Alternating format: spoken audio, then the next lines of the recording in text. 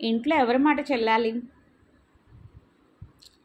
ఈ విషయంగా చాలా మంది ఇళ్లల్లో చాలా డిస్కషన్స్ అవుతుంటాయి అండ్ చాలా మందిలో చాలా అభిప్రాయాలు కూడా ఉంటాయి.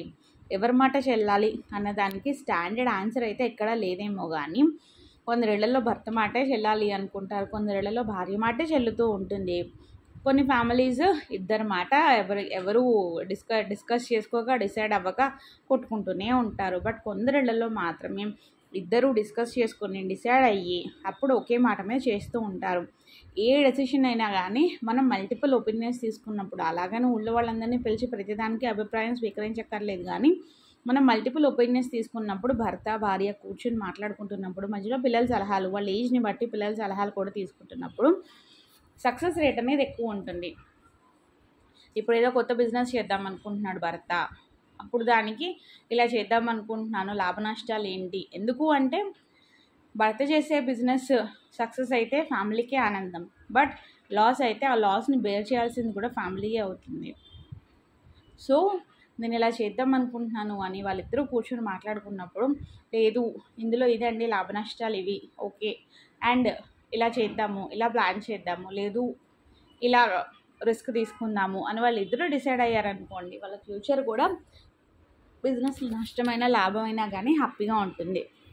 భార్యనా అంతే, వాళ్ళ కోసం వీళ్ళ కోసం ఇవి చేద్దాం అవి చేద్దాం అనడం మానేసి ఫ్యామిలీ కోసం, నా ఫ్యామిలీ కోసం నేను ఏం చేస్తున్నాను, నేను ఎంతవరకు టైం స్పెండ్ చేస్తున్నాను, నేను ఎంతవరకు ప్రొడక్టివ్ డేని నా ఫ్యామిలీకి అందిస్తున్నాను అని చూసుకోగలిగితే ఆ ఫ్యామిలీ లైఫ్ అయితే చాలా బాగుంటుందండి.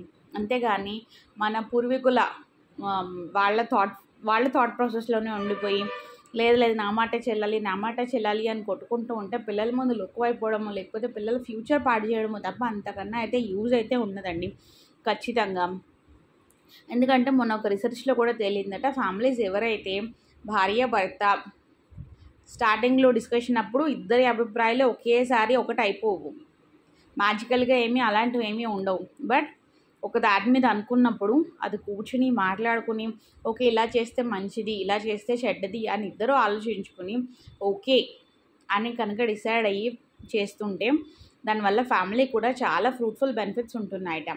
మీరు చేసేది చిన్న డెసిషన్ అయినా పెద్ద డెసిషన్ అయినా మీ ఇంట్లో వాళ్ళకి చెప్పి చేయండి, ఎందుకంటే లాభ నష్టాలు అనుభవించాల్సింది మీతో పాటు వాళ్ళే, మీకన్నా ఎక్కువ వాళ్ళే అవ్వచ్చు.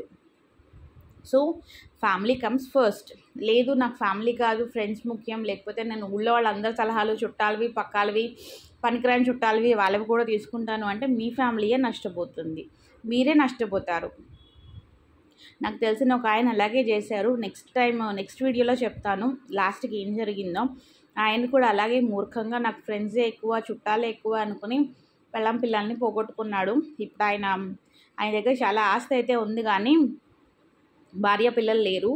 సో ఆయన అదొక లోకంలో ఉండిపోయాడు అంతే, ఆ పిచ్చి లోకంలో. సో అలాంటి సిచ్యువేషన్ ఎవరికి రాకూడదు. పిల్లలు చాలా సఫర్ అయ్యారు, బట్ పిల్లలు అయితే రికవర్ అవ్వగలిగారు.